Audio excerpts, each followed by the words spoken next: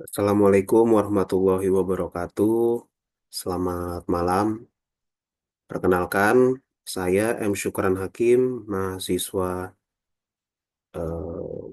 Unsia, jurusan PJJ S1 Sistem Informasi. Di sini saya akan memaparkan jawaban ujian tengah semester mata kuliah Bisnis Intelijen.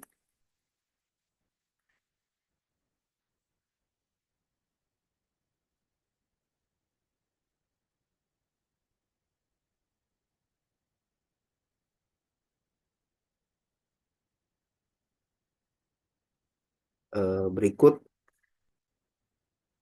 studi kasus pada tugas satu, sebagaimana eh, soal UTS, yaitu memaparkan tugas satu, mempresentasikan tugas satu. Untuk kasusnya, pada tugas satu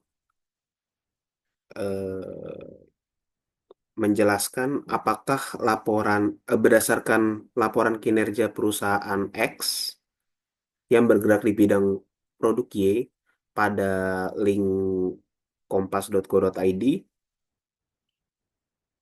eh, di sini diminta menjelaskan 4 poin, yaitu apakah laporan kinerja tersebut sudah memenuhi persyaratan sebagai report in business intelligence, lalu apakah laporan tersebut memenuhi kriteria sebagai metode pengolahan big data dan menghasilkan informasi untuk pengguna, lalu yang ketiga, menurut Anda, apakah kelemahan report sales dan venue dari konsep visualisasi yang ditampilkan dalam web tersebut.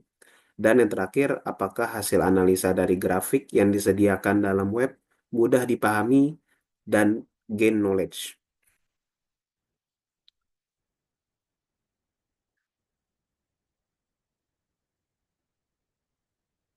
Di sini juga saya sudah mengumpulkan tugas satu di link @link. Ada beberapa poin. Lalu saya akan di sini saya akan memaparkan perihal eh, jawaban atas studi kasus tersebut.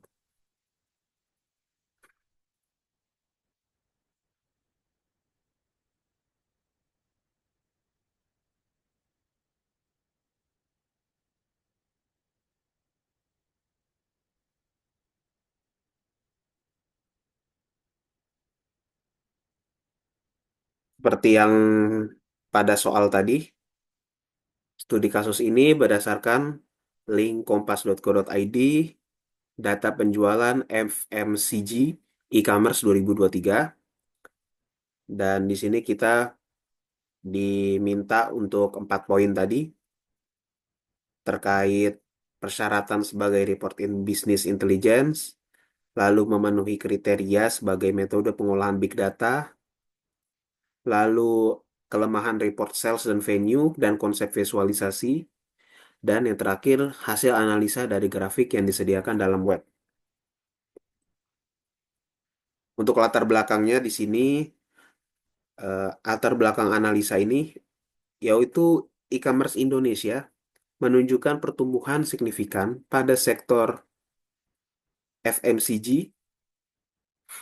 Lalu berdasarkan laporan dari kompas.co.id, data penjualan selama tahun 2023 ini akan kita bahas dan fokus pada kategori brand dan produk di platform e-commerce meliputi Shopee, Tokopedia, dan Blibli.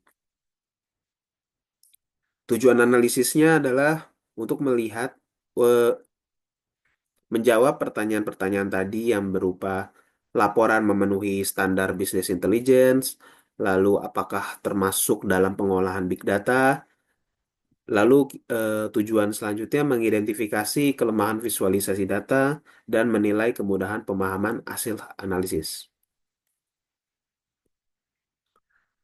Untuk menjawab pertanyaan pertama, apakah laporan kinerja tersebut sudah memenuhi persyaratan sebagai report in business intelligence? Menurut analisa saya, ya, laporan tersebut memenuhi persyaratan sebagai report dalam bisnis intelligence, di mana laporan ini menyajikan data yang dikumpulkan melalui metode crawling secara real-time dari berbagai platform e-commerce seperti Shopee, Tokopedia, dan Blibli. Ada beberapa data. Data yang dikumpulkan mencakup 270 subkategori FMCG, 38.185 brand, lalu kurang lebih 10.700.000 produk listings sepanjang tahun 2023. Informasi ini dianalisis untuk menghasilkan insight untuk strategi bisnis dan pengambilan keputusan bagi para pelaku bisnis. Jadi diharapkan informasi-informasi ini akan membantu pelaku bisnis untuk merumuskan strategi dan mengambil keputusan yang terbaik bagi bisnisnya. Pertanyaan kedua, apakah laporan tersebut memenuhi kriteria sebagai metode pengolahan big data dan menghasilkan informasi untuk pengguna? Berdasarkan analisis saya, ya, memenuhi kriteria big data. Dengan volume data yang besar dan beragam, serta proses analisis yang kompleks, laporan ini mampu menghasilkan informasi yang relevan bagi para pengguna. Misalnya, laporan yang menunjukkan bahwa kategori perawatan dan kecantikan menyumbang 49% dari total nilai penjualan. Sementara kategori makanan dan minuman menyumbang 20,4%. Informasi ini dapat membantu perusahaan dalam merancang strategi pemasaran dan pengembangan produk yang lebih tepat sasaran. Untuk pertanyaan ketiga, menurut Anda, apakah kelemahan report sales dan venue dari konsep visualisasi yang ditampilkan dalam web tersebut? Eh, ya, menurut saya ada beberapa kelemahan. Salah satu kelemahannya adalah kurangnya visualisasi data yang interaktif dan mudah dipahami.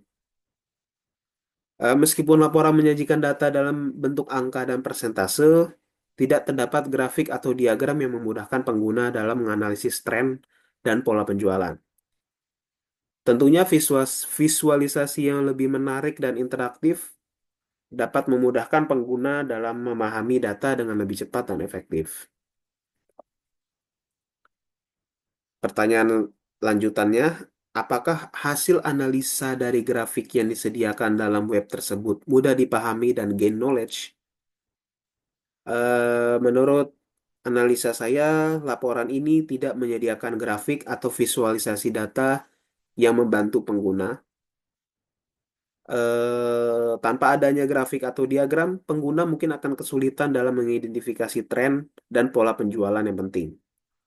Penambahan grafik yang jelas dan informatif akan membantu dalam meningkatkan pemahaman pengguna terhadap data dan hasil analisis yang disajikan.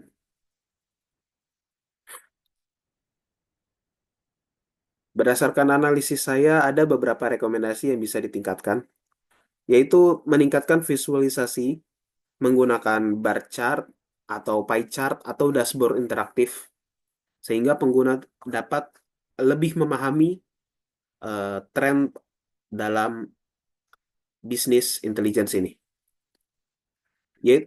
Lalu mungkin bisa menggunakan tools eh, BI Microsoft seperti Tableau atau Power BI dari Microsoft, dan fokus pada user experience untuk meningkatkan pemahaman data. Berdasarkan studi kasus ini, yang saya bisa simpulkan adalah pada dasarnya laporan pada kompas.co.id sudah sesuai prinsip business intelligence dan big data. Ada beberapa, menurut analisa saya, ada beberapa visualisasi yang kurang sehingga menghambat pemahaman pengguna. dan bisa ditingkatkan lagi dalam aspek penyajian data untuk mendukung gain knowledge.